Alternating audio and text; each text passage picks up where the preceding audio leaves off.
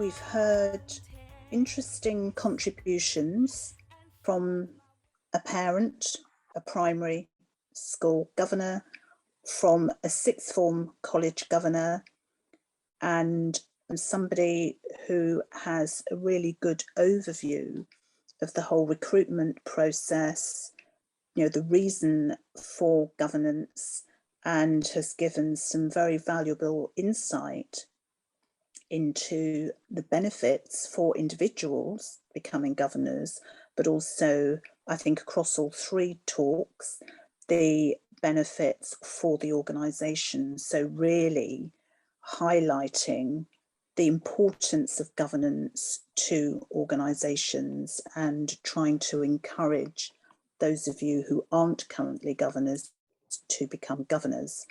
But now is an opportunity for you to ask questions. So I'm going to hand over to, I think it's Uzo who's going to ask the questions.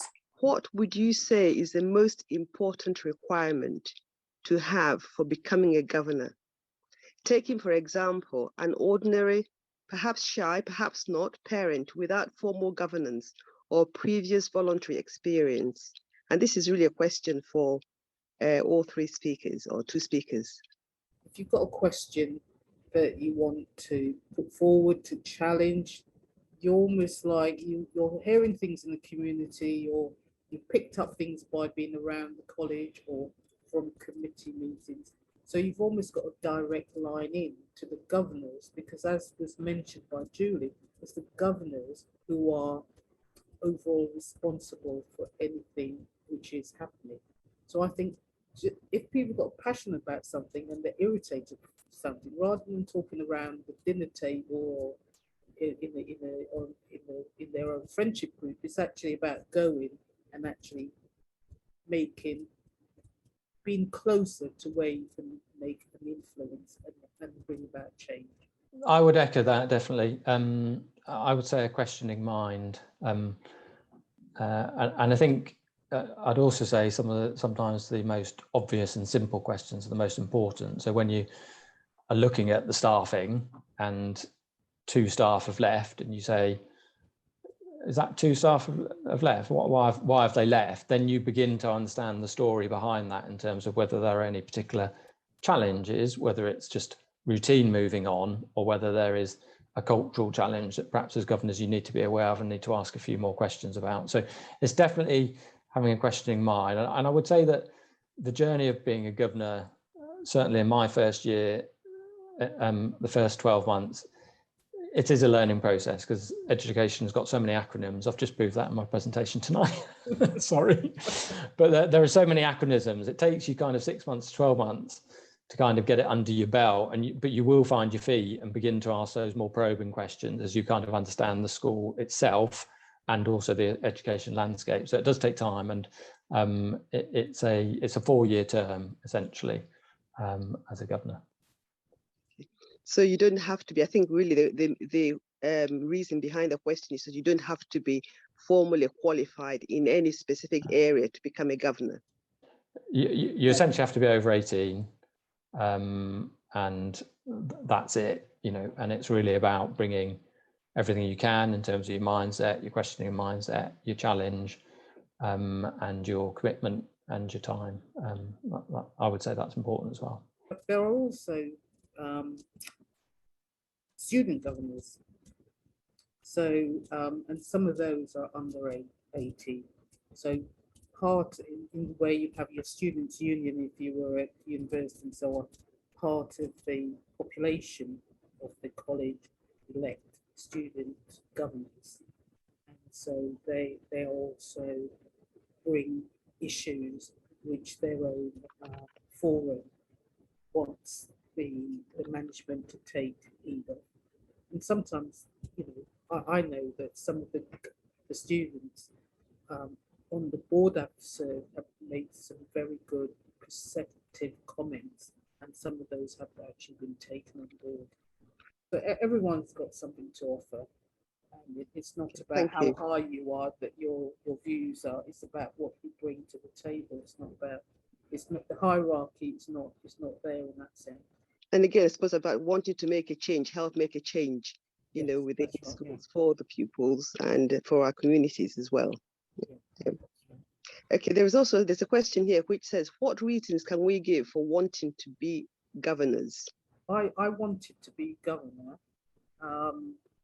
because I was just at that meeting at the time when I felt I had the time, but because I was interested in education, and I wanted to, because I wasn't physically in the classroom, or I wanted to keep up to date with what was happening. So that was my sort of personal side of it. But at the same time, knowing that one could make a difference, and also recognizing that the whole balance of diversity on boards and things like that.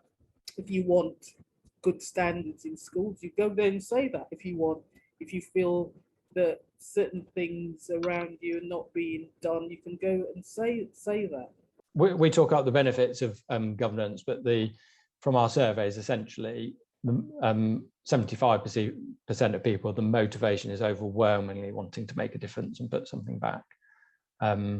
So I volunteered at a local school because I felt I had something to give, and we had a reading club with them. My second governorship was my teaching practice school, which essentially I saw the geography block in flames after it was burnt down by an ex-pupil, and they were in special measures, and they needed governors at that time. So it was kind of a personal calling as much as anything. So there are real altruistic motivations, really, as well as everything that you might gain from it in terms of skill development and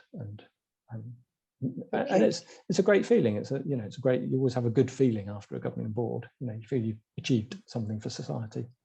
Yeah, that's good. Can I just bring Ellie in, because I think you had your hand up a couple of times. I've got strategic oversight for schools across the city, and I'm a governor at a couple of schools, and I've been doing governance for about the last sort of 13 years. So similar sort of experience to others that have spoken. And I think from what I see of governance, or what schools want from governance, is just someone who's willing to contribute, someone who's willing to give a bit of time and wants to make a difference for the school and the community and for the education of the children at the school. And that's really the key thing you need. And the key sort of drive is to want to contribute and make things better. I think don't be under any illusion. I think Dom's already said it tonight. You don't go in knowing exactly what you're going to be doing or exactly how it's all going to fit together. There's a massive learning curve when you go in, and each school is so different. But if you're prepared to put yourself a little bit out of your comfort zone, it's incredibly rewarding.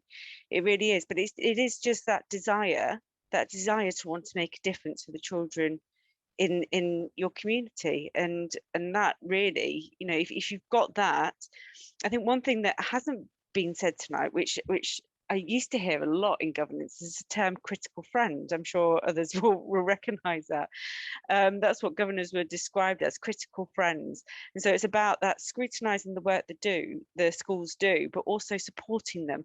And the support for, I know certain schools in the city that really would have fallen on their knees over the pandemic period without the support of their governors, because it's been an incredibly difficult time for them. And sometimes actually just that a bit of emotional support and a bit of time to go in and have a cup of tea with the head teacher and, sort of just talk through some of their issues is really, really valuable. Be prepared to put yourself a little bit out of your comfort zone to be open to listen and learn, and but it is incredibly rewarding. The more you put in, the more you get out, I think, is the answer. And the training is always there, but take a bit of personal responsibility for that training as well, because it is a case, and I think George might have experienced this as well, the more you put in, the more you get out. So do you have to commit to be a governor for a minimum set period? Did you mention 4 years? Yeah, so the standard term is 4 years, and then I think the good practice advice is that you shouldn't really be doing more than 2 4-year terms with any school, because you lose your ability to challenge. You become a bit too comfortable with that particular organisation. So that's why I've moved on to different governor roles. I felt I haven't had as much to offer, and it's time to move on and bring a critical eye to another school. So it's a 4-year term, but you can resign within that term. You know, I know chairs of governors who will often say, you know, give me 2-3 years of somebody really strong to come in and support, rather than them rule themselves out because it's a 4-year term. So, and okay, the other question was, how do we address the diminishing role of governors in non-LEA local education authority schools? I'm happy to take a stab at that, and then Ellie, you might bring a different perspective as a local authority with maintained schools. So, because the question after it also deals with what's the difference between a local authority and an academy structure. So very quickly then, a local authority maintained school will have staff governors, parent governors, and a local authority governor and co-opted governors. And essentially the local authority runs that school and are the employer. And so it's a slightly different structure, but the governors are focusing on that. In a multi-academy trust, and I know you have a number, particularly at secondary in Leicester and Leicestershire, let's say there's 10 schools in it. There's usually one overarching trust board, academy trust board, that makes the decisions on behalf of all of the 9 other schools in that trust. But often each of those 9 other schools has a local governing body, or sometimes it's called an academy committee, that has some element of scrutiny over that local school, but their decision-making powers, particularly over finance and some HR issues, are less, because those are set at the overarching MAT trustee board level. And I think it's a really good question from Carleen. You know, are multi-academy trusts losing the ability to govern those local schools, because some of them have moved to disbanding local governing bodies? Certainly there was a significantly large academy trust that did that.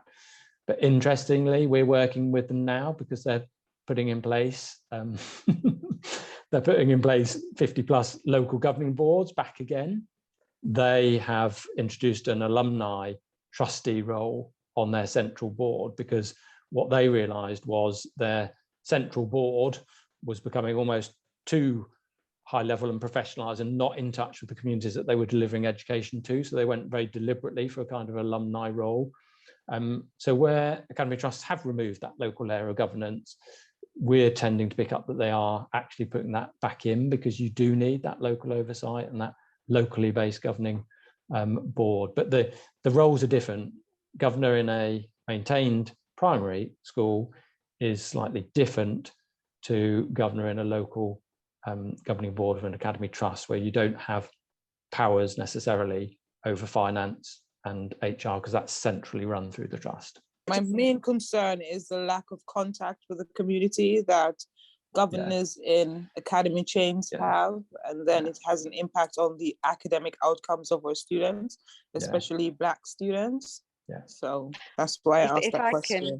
If I can just concur with what Dom says, I think it's a changing picture and it's a moving feast. You know, I think once academies were first set up, there was this sort of move away from having those localized governing bodies in some academies, but they're recognizing now, or some of them are recognizing now, that in fact actually having some connectivity with the local community and local accountability is really essential in delivering for the children.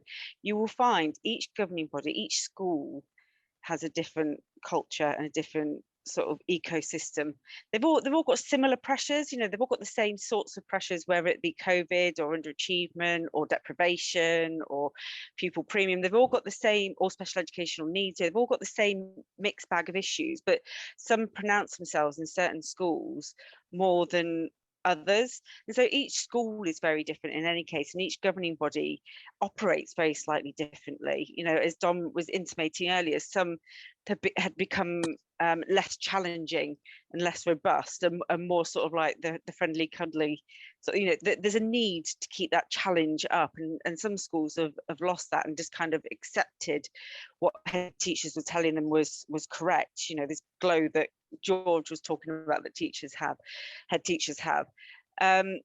but I think the role of a governor is, it's the most undervalued volunteer workforce, and I would call it workforce. And I think it's becoming becoming more recognised as something which is almost professionally recognised. And but it doesn't have to bring some of that. It doesn't have to bring those formal skills, is what we were talking about earlier. I think any good school would have, whether it be an academy or not, would have strong local links. And I would, I would encourage you just to go and, speak to your local school, see whether that's something they already do. If they don't have strong local links, then ask them how they do link up with the local community. Say, well, how could I contribute to this school then? If we don't have the capacity to be a community or a parent governor here at this school, how would you, how could I contribute to this school if it's not through governorship? Thank you. I was going to ask Ellie if you could elaborate a little bit more on what you meant by going to the schools and asking how you can contribute in other ways other than, a school governorship. Well, if you're a parent, for example, if you're a parent in the school, then a lot of schools have parent forums, or sometimes a lot of schools now make additional money by having community groups come in and hire space in the area. Faith schools might have another route in to the school. If you've got the easiest way in is as a parent or as a governor, or as a community governor. But there are other ways of contributing to the wider education system. And if you are enthusiastic about it, then school should help you find the way that you can contribute, or just go to the next local school, because there will always be a school that will want to welcome you. So the focus is about how the African heritage community can also impact on what is going on in the schools at the various levels, including school governors. Sorry, I'll go on to the next question, which may already have been answered, but I'll put it to you anyway. It says here, benefit of being a governor at an LA school compared to an academic trust, what to look out for? A governor in a local governing body of an academy trust might suit some people, because you're not necessarily looking at the finances or doing all the policy stuff, because that comes from the academy chain, and you can really focus on that school and the pupils in those schools potentially. The difference is that you don't have as much power or decision-making power necessarily if you're a local governing body within an academy trust. So I would look for two things. One is the scheme of delegation that the Academy Trust Board has with its local governing bodies in terms of what they're responsible for, because for some academy trusts, they're not responsible for much at all, but for others, they're given quite a bit of autonomy in terms of their governing board. So that's it. And then I would talk about culture. So we ran an event a couple of years ago for some young governors, and we had some real young professionals coming in, and they were finding it quite hard because they had a whole range of experience and zeal, and they wanted to offer all of these things, but they couldn't because the decisions were made at an academy trust level. So it really depends, I'd do your homework. Whereas a maintained school, even though the local authority is the employer and there is a range of stuff from the local authority, you probably have a bit more autonomy in terms of making decisions around that particular school because you're not within a trust structure. So those are the things that I'd look out for, if that helps. I sit on a local authority school and a trust body school. Now the trust one, it's not an academy trust, but it's a kind of hybrid in between.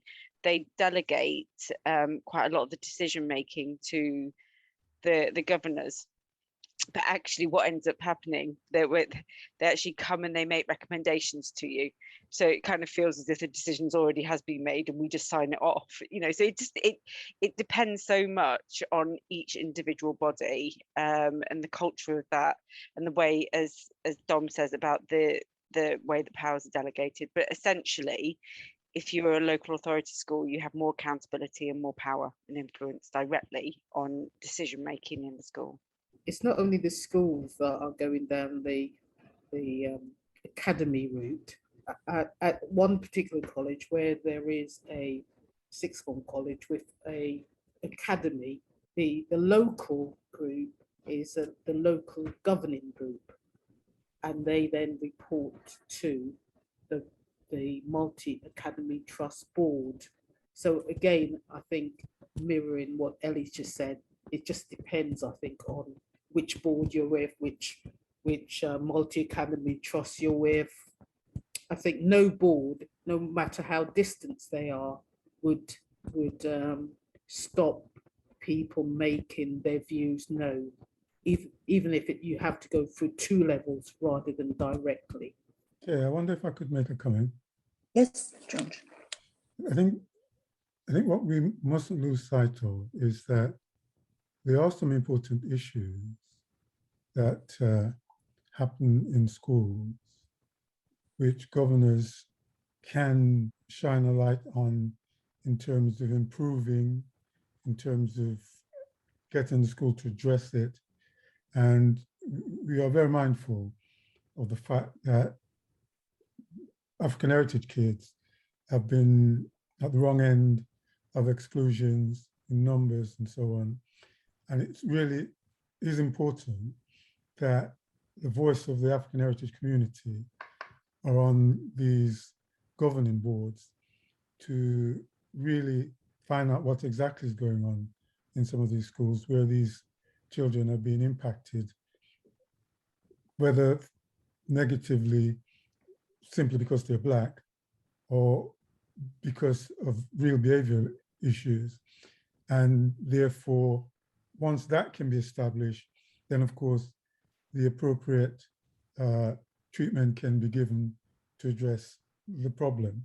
And we do know that this is an age-old problem in school where African heritage children are concerned. And so from my point of view, it is really very important that we get our voices on these governing body, expressing our concerns, wanting to know what the school's figures are for exclusion and what the impacts are for African heritage children.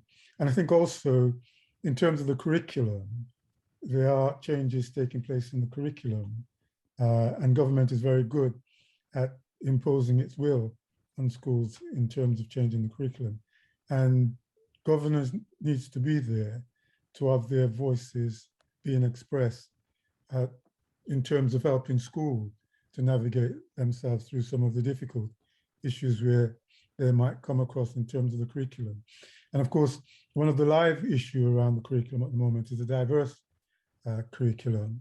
And it is important that we have schools addressing the diversity curriculum in a very serious and positive way. And I dare say there are schools in Leicester that have taken on the challenge of the diverse curriculum and to address it in a very positive way. But I wouldn't want to suggest that all schools are. And therefore the importance of having African heritage parents as part of the governing body pushing for this diversity curriculum, pushing for a race equality charter in school can only be a positive thing, because it does help African heritage parents when they're coming to looking for or deciding which school to send their children to.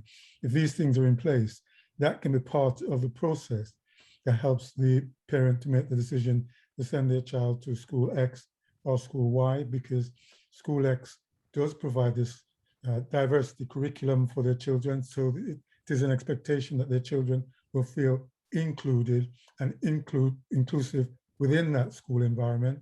And of course, if the school is also part of the diversity race charter, then there's an extra mark that the parents can look to feel confident about sending their child to that school. And so to get right back to governors play a massive role in what the school do and how the school projects itself to the community and how children experience school. And as I said before, what then happens in the life of a child having had this very positive outcome in school, and how that child will impact on society at large, and how we as a community, Black, white, pink and purple in society, can gain the benefits from the input of governors at the governor's level at school. And so being a governor is really very, very important.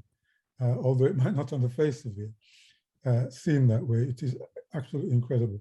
And I, for one, are putting out a call here that as many African heritage parents, people become governors, because there is a strong drive to get the diversity curriculum in all of Leicester schools. And if you can help as a governor to make that happen, then please do. Sometimes I think there's other ways in. For example, one of the things that is recorded are complaints. So if an organization, if a group or parent or has a point of view, and I was just thinking whether at times one can probably try to invite oneself to the board, and can we be placed on a extra agenda or something like that for, and however it is, whether it's a paper or whether it's somebody in person to come and talk to board members. So George, if you know, I think what you're saying could be an item which you'll try to get, you approach the principal or whoever you know directly to try to put it on as an agenda item on governing bodies. And I think that's a really interesting point that you've raised, Leicester, because I think that will be very dependent on the culture of the organisation. So if it's very open, if it's very in tune with its community, if it does have any community links, and that can be formal and informal, because people who are passionate about things can be a really good resource. And I think that can just help a huge amount with community relations, let's say. There's a quick advice here or suggestion that African heritage governors should do the exclusion training courses that are available. This will allow us to participate in exclusions. Yes, I'd just like to thank everybody for the very interesting presentations and your very sharp responses, and obviously highly appropriate responses to the questions that have been asked. And also I'd like to thank people who've actually asked the questions, because I think it's taken us into lots of different areas of governance. I think we've had a really rich discussion this evening.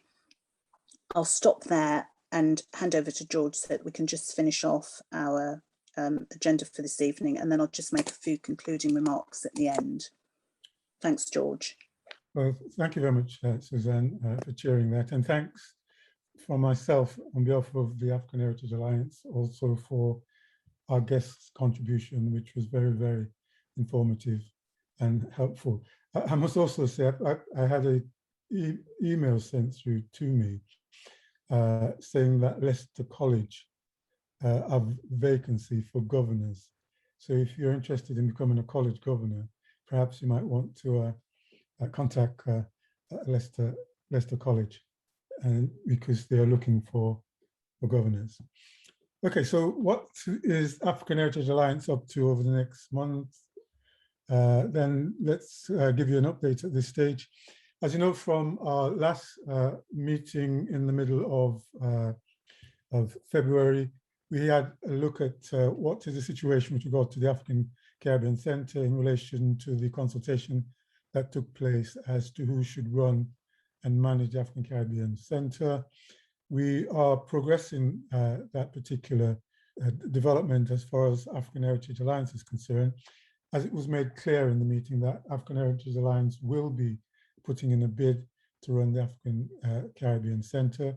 And we are very keen to get as many of the centre users to come on board to work with us with that bid, as well as community organisations to come on board with us, as well as individuals who feel they have something to contribute. This is a very important milestone in the African heritage community here in Leicester.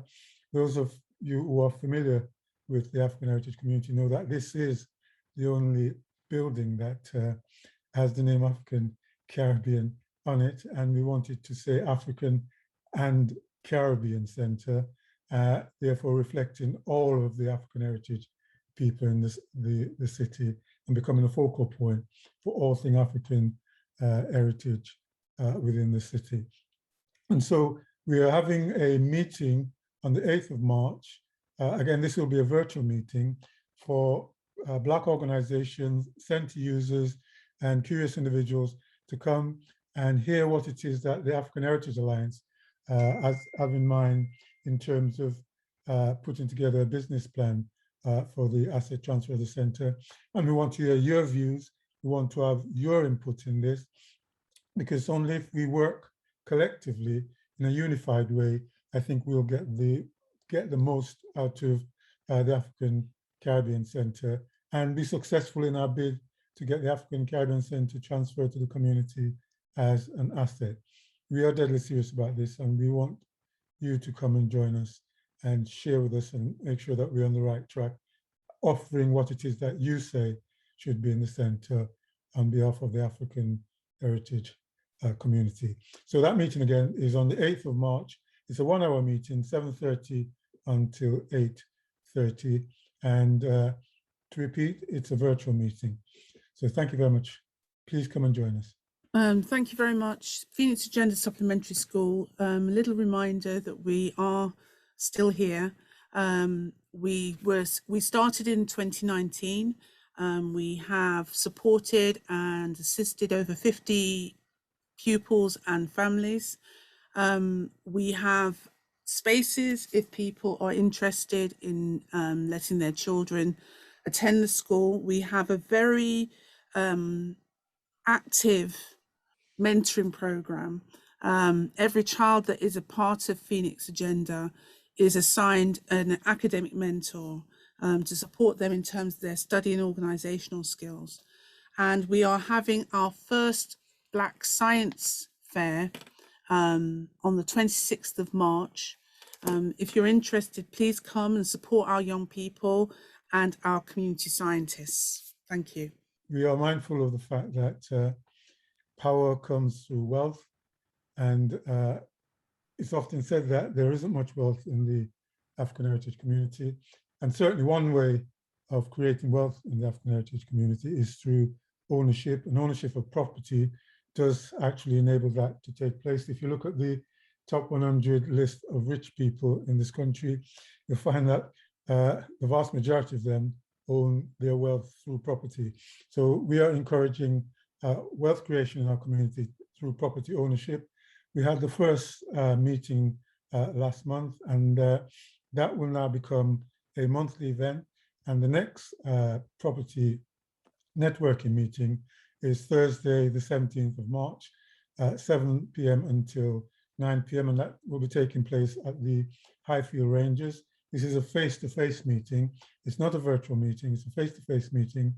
Please do go along and find out about all the strategies for owning properties and managing properties and buying and selling properties. All of that information will be shared at these meetings.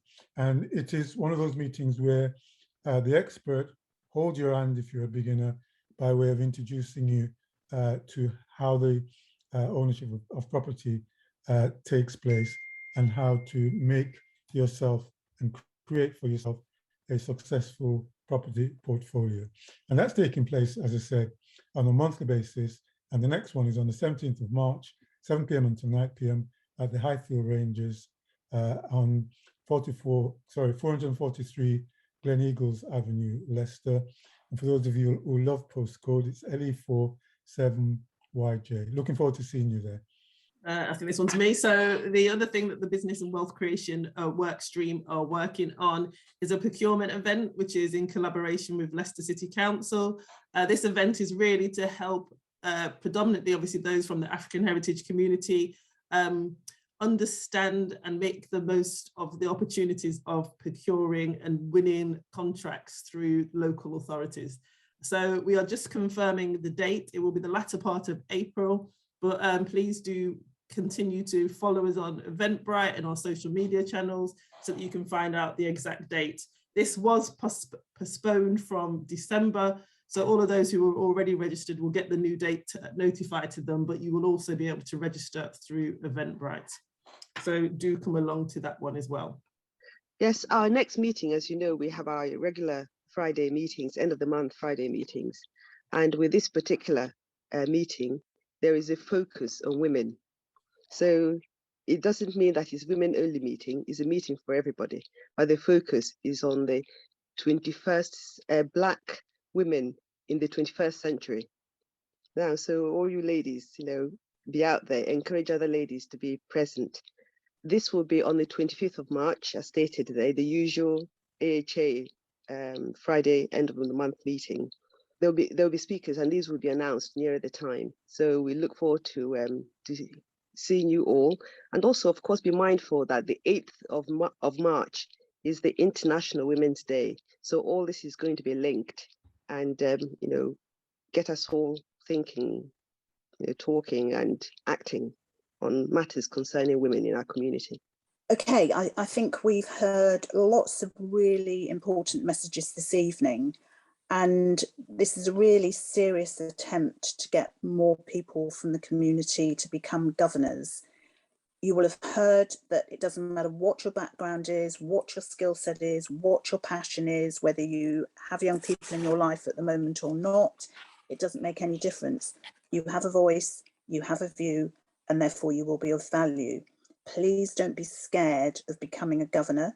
You've heard very clearly from everybody, it is a learning curve, and you're not expected to know everything when you first attend. I think it was Dom who said it takes a year to go through the process to understand everything that's going on. That is expected. I think it was Leicester who made reference to having an induction programme so that you know before you even get to the table what's going on, what the issues are, what the acronyms mean. And it will still take you time to understand all of that because you are entering into a new world. It would just be like me going into health and they start talking and I had no idea what they're talking about, but I can learn, you can learn. So please don't be afraid. I think another key message was you are not on your own. So you're not making decisions by yourself. There are other people sitting around the table. You're all there for the same purpose. The key being what's best for the young people. And therefore you will talk things through, reach a consensus, make a decision. What is it all about? I think Dom in one of his slides said clarity of vision. You've all talked about the three presenters being accountable, financial performance, and don't forget there is training. So just words that I want to leave you with. All of you talked about it being challenging, being interesting, being rewarding. Yes, it's going to be frustrating. We're human beings. There are bound to be aspects of it where you think, oh, for goodness sakes, let's just get on with it, or we need more information about. But don't worry about that because it's also enlightening, fulfilling. You will learn a lot. You can add it to your CV. It's a great thing to do. The most important thing is you are making a valuable contribution to your community.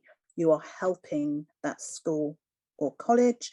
Through that, you are helping the staff. Most importantly, you are helping the children. You're helping the young people. So please, please look out for those opportunities, make the most of them. You know where we are. We are here to support you. Dom has given you information about how his organisation can support you, and what we have agreed to do with the support of the local authority is to run a couple of workshops for people who are interested in applying for becoming a governor, because you'll remember that Leicester made reference to an interview. Different schools have different processes that they need to go through, but we are here to help, so please make the most of us. Also, I would like you to go and talk to your friends and your family and your colleagues about becoming governors. It's really important. We've heard there's a shortage in the city, both in the maintained schools and the academies. So we really, really, really, really, really need you. Thank you. Thanks for coming this evening. And thanks in particular to Julie, to Leicester, and to Dom for your very, very valuable contributions this evening, and also to Ellie, everybody who's asked questions. Thank you very much indeed.